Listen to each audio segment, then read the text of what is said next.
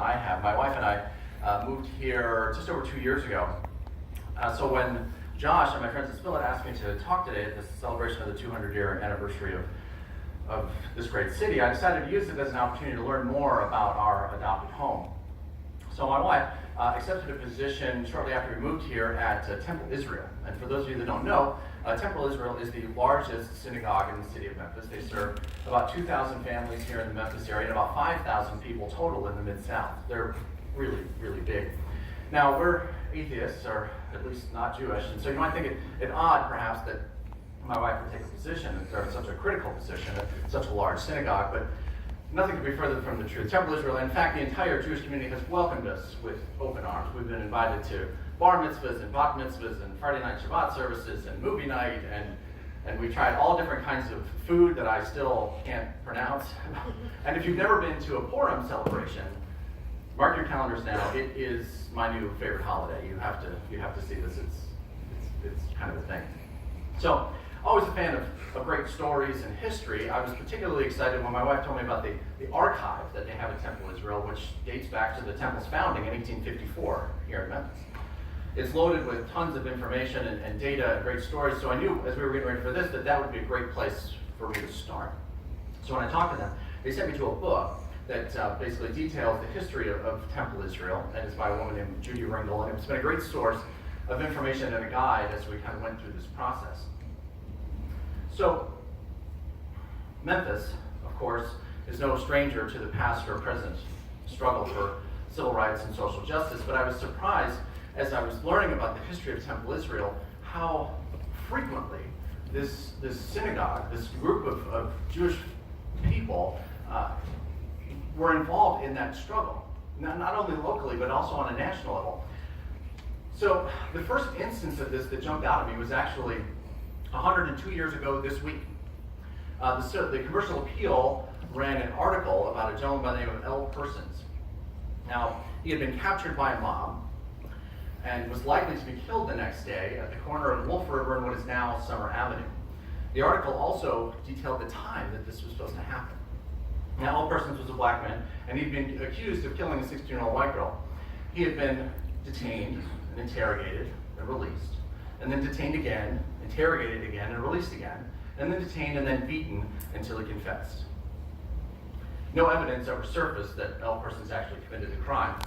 But nevertheless, on May 22nd, a large crowd gathered. They erected bleachers so that there'd be additional seating. They invited vendors from all over that quickly sold out of cold drinks and sandwiches and on a warm spring day. Many described it as a carnival atmosphere. And it was there on that spring day where L. Persons died, in front of a crowd, in front of a mob of 3,000 Memphians. He died that day to the sound of wild cheers and thunderous applause. The next day, the Commercial Appeal ran the article as a public news interest piece. They heralded it as justice served. But outside of the echo chamber of 1917 Memphis, the brutal nature and public nature of this killing shocked the conscience of much of the nation. No one, including L. Persons, was ever charged with a crime. So, because there are children present here today, I've omitted many of the more graphic details of that particular story. And if you want to learn more about it, I encourage you to brace yourself and then visit lynchingsitesmem.org. It's an important organization, and their mission is worthy of our attention. Meanwhile, while that crowd was gathering, while that mob was making its way to the scene of the killing, a rabbi by the name of William Feinschreiber learned what was happening and then gathered his congregation of Temple Israel, then called Children of Israel, and they decided that they should be the first to come out and denounce this act of mob violence. So Rabbi Feinschreiber went and found his friend, who was the editor of Commercial Appeal at the time, and tried to convince him to produce an editorial denouncing this barbaric act. In the days that followed, Commercial Appeal published an article about Children of Israel's denunciation and an editorial with an admonishment. But it was a step in the right direction, because in the weeks that followed, clergy from other faiths came forward with denunciations of their own and expressing regret for not speaking out earlier against mob violence. And in the years that followed, The editorials from the commercial appeals got stronger and stronger, eventually calling out the Klan directly in a series of front-page political cartoons that won a Pulitzer Prize in 1923. Now, Rabbi Feintraber was also far from done fighting. In 1921, in an article in the Commercial Appeal, he announced to the entire city that he would be preaching on the topic of the Ku Klux Klan during their Friday night services for 3 straight weeks. He railed against the Klan during those speeches, during those sermons, calling them, quote, a menace to the principles of America. Now, he did this to capacity crowds in the synagogue, as well as broadcast on local radio. He did this in the face of constant and daily death threats.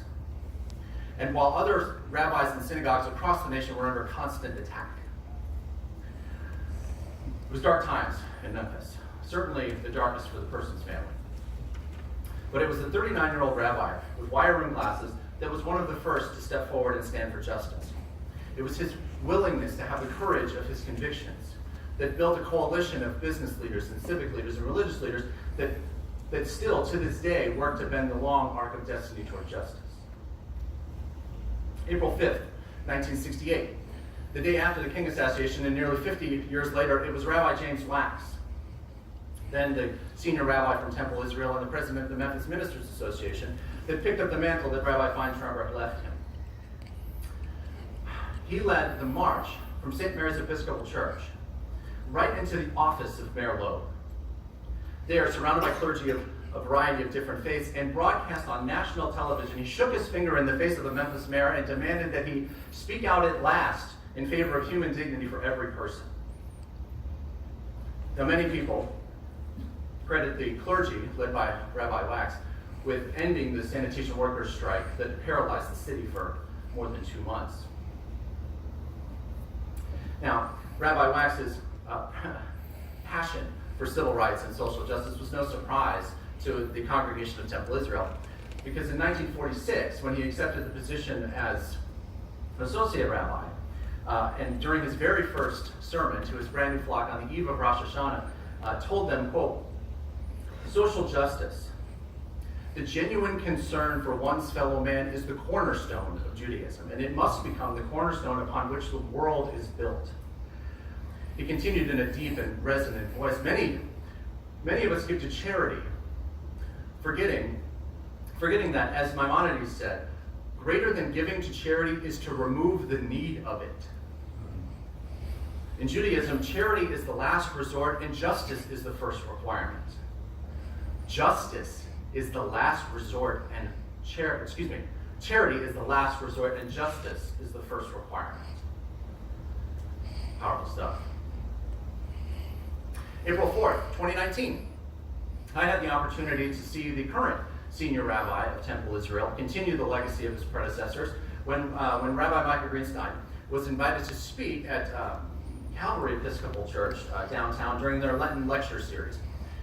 He stood at the pulpit in front of a nearly all-white evangelical crowd and reminded us all that we have a role to play in the fight for social justice, saying, of course, it was James O'Ray that was the guilty shooter, but we were all responsible for killing the dreamer back then. Just as we're all responsible now when we sit idly by while Muslims, Jews, blacks, and immigrants are accused of replacing and invading white America, or changing the complexion or the color of a nation whose lost cause was bigotry and segregation and inequality. He continued, I do not feel guilty for the death of the King, but I hope that we all feel responsible for stopping further acts of hatred against Muslims and other groups that have been marginalized in our society.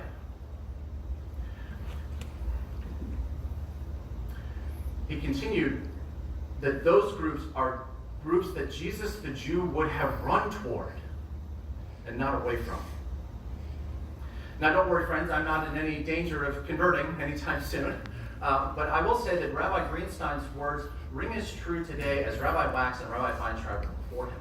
They call on Memphians to reject hate so that we can all stand together and work together for a better Memphis.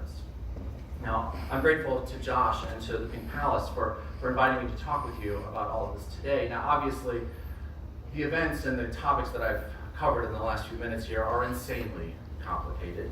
And I don't claim to be an expert on these. In fact, there are piles of books and doctoral degrees on the subject. I invite you to take those up. But my point, simply put, is that I believe that hatred is born of fear. And fear is born from the unknown. So it's much more difficult to hate someone once you know their story, which is why events like this are so important. So my challenge to you is to take the same journey that my wife and I took. Get to know your neighbors, right? Whether they've got different points of view or different religions or different backgrounds. Listen to their stories. You never know. You might find a whole new group of friends. We did. Thank you.